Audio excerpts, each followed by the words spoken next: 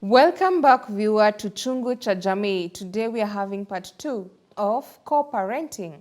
What is co-parenting to you? What are the challenges you're facing when you're doing co-parenting? What are the disadvantages? What are the benefits? What are the struggles that you hear your child mention that they are struggling in the midst of all this? Are you giving them a soft landing? These are some of the things that we are handling today and tackling to be able to find a solution on how to do co-parenting best.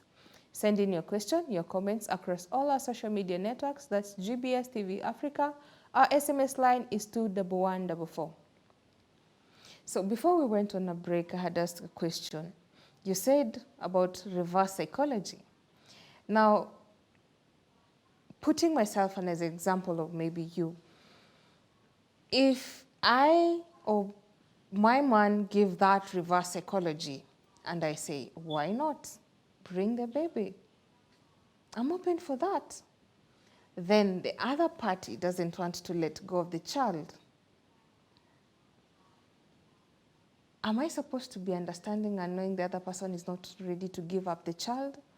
Or will I start tantrums of saying, no, it is you who doesn't want to bring the child on board?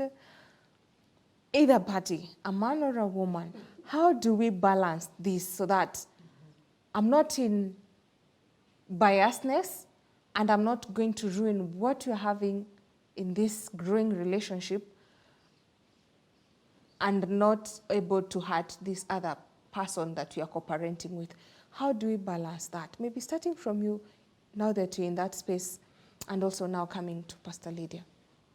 Well, when you talk about it, and I think it's about culture and belief, because now, in my culture, the mother has to be with the child until maybe they're 18 and they decide for themselves. And but there's also the law that says even the mother has a right to the child. So I would say it would vary. If your belief or your culture allows you that you can take your child with you, or they remain with the dad until maybe they're 18. So I think it's not something we can bring it and say this is the farm thing we're gonna do. I'm going to bring my child to this other relationship. Maybe if the child is young, the children are younger, it is a decision that the two of you need to sit down and talk about it. Because maybe the man also has a relationship, and the lady coming in is not ready to take responsibility of the children. You might be found with that approach. So what would you do? So even you have to tell your significant other that these children have to come to me because the dad has this issue, and they're my children. I have to take care of them. So I think it brings another perspective about co-parenting, which may make it very difficult, because now there will be another. This is like a third co-parenting, because the other parent coming in is a step. And there are values and things you need to put in place when you bring in the step. I remember one day in life, I think a few years ago, I met someone and I was in, when you do co-parenting and the other person doesn't take responsibility, you just take a call and tell them, if you don't do this, you manipulate, I'll bring that child to you. And they don't want you to find them in their space. So they will either borrow or whatever they will do, but they will make sure it is done, or they will give a timeline. Give me 2 days, give me a week, then I'll have done I'll do what she wants. And then from there, it is sorted. But if it's not sorted, you will keep going back there and telling them. Even the child themselves, sometimes they will really offend you. And you're thinking you're with this child, but they behave like the father, or they behave like the mother. And you're there in your head and you're disciplined, and you're saying, in your head, you're like, this behavior has come from your father. This is not me. And now you are so, agitated to tell the child, I will take you back to your father. I remember when my daughter was young, I would tell her, I will take back the whole of you and your bags to your daddy, and then I'll give birth to another baby, and I'll call her your same names, and I'll raise her up. But you see, I'm saying this because there's that bitterness that never went. And I remember in the year 2009, it was the pastor came to preach, no, to pray before the preacher came. And he said, there's this thing that you have harbored in your heart for so long, and you don't know how to give it up. And I was there thinking, these pastors, they have this. Where did he get that kind of a thing? What would I be harboring in my heart? And you know, I'm thinking, we are co-parenting, but I'm still in love with that guy. I'm thinking he belongs to me. He should not be with anyone else in my mind. But maybe he's with someone else. So the times I'm telling my daughter, I'll take you back to your dad, it's like I want to manipulate his pace. It's not because I mean it. It's not in my heart. So this pastor said, this is thing that is in your heart. And God is saying, give it to me and I'll take it. And I'm looking at that, the pastor, and I'm thinking, where did you get that kind of an information? And I'm thinking, for me, I'm good. I'm single. I'm ready to mingle. I'm good with my daughter. I can pay school fees. I can take her holiday. What do you mean? And I'm looking at myself, and at once it hit my head, that love for that guy, you should give it up. And I prayed and I told God, please, let me release this guy. Let me release him to either somebody else or to life or to what he likes.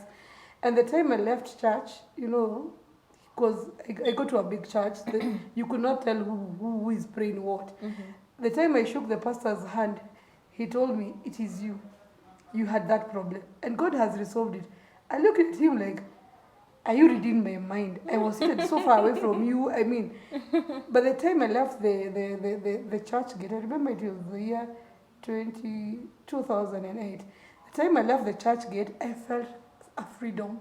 You know, I felt like I can run. You know, I was thinking, I wish I would just cross by Sari Center and meet this guy who tells me I love you. Because the person who used to love me is gone. It's gone from the inside of me. So some co-parents, they have issues about moving on because they are still holding on to something, and it is inside them, and they fight a battle within themselves that they do not know. And from that release, it gave me such a freedom. You know, like the father to my daughter would call and I say, I'm somewhere on a date. Can I call you later? And you would understand that. And maybe it's not even, imagine, sometimes I would be lying. Because I wanted to see, did he have the same feeling that I had for him? And he's like, okay, then I'll call you later, or you call me when you finish. And now I knew, jokes, I'm in a battle alone. The guy moved on, and Zizile, where went you? You've remained somewhere by yourself. Wow. Yeah. That's an interesting story and also a way to look at it, because here we are. The child is here. We want that space. As women, like she has mentioned, when we still think that there is something and yet there is nothing. How do you bridge that gap?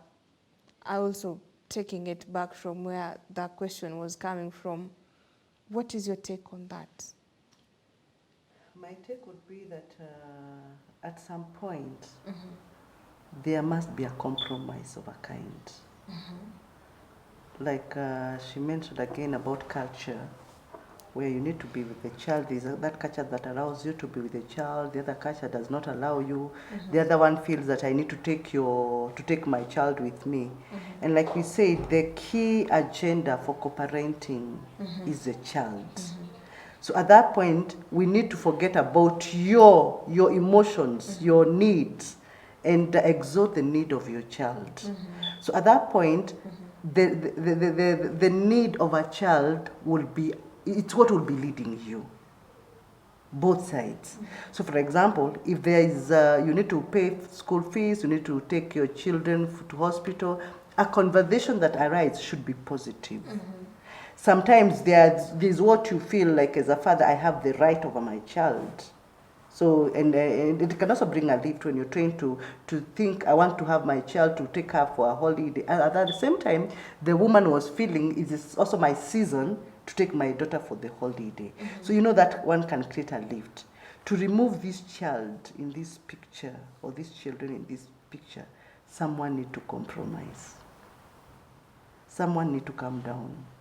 Because if all of us we are up, together just water, someone will suffer there. So someone needs to be a full a bit. Close your eyes and decide, for the welfare of my children, let me let it be. because the children are as safe as they are with their father as they are with me. They are safe with their mother as they are with me, because both of us, we have agreed what we want for our children. It's to give them a good life. It's just to protect them from our failure, to protect them from what we have failed, not to inflict pain, our disagreement to them. So when we understand that, there will not be so much conflict. No. And also you realize when a child, in that co-parenting, when a child has been given freedom to go see the father, freedom to go see the mother, the discussion later, like Nyambura have mentioned, the stories are different because the child does not have the difference that you both have. So when he or she goes, she'll come with a very positive or an interesting story, Sure. what my mom said or what my dad did to me. So that is encouraged. Again, we should avoid that point of using the child to be a pointer, to be the messenger in between. Go tell your dad. Go tell your mom. That your children should not be the messenger. When you're co-parenting, they should not be the messengers. You get your way of messaging, get your way of communication. Let the child enjoy the benefit of having two parents in the picture. The benefit of having 4 parents in the picture. Four parents in the picture, absolutely. Because I always like encouraging when it comes to that matter, because at times you might have 2, at times you might have 3, depending on how they've moved on. At times you might have 4. Actually, when you mentioned that, I'm reminded of a very close friend who was just giving me another story, a story the other day. Her children are adults, but now they have another family. The father moved on, and they got another family. But in one of the family, he hates alificha watoto. He never communicated. But now this other family, they decided, because the woman is who has the custody of children, and now they have matured. Of course, they have communication with the dad. They meet the dad. They decided, we want to know our other siblings. Do you know how they got the sibling? Online, Facebook. Facebook. We're also having programs where you just go and say, we need help to find someone Yes. A, B, C, D. Yes. Wow. Now, moving on, how will we handle financial responsibilities such as child support and expenses?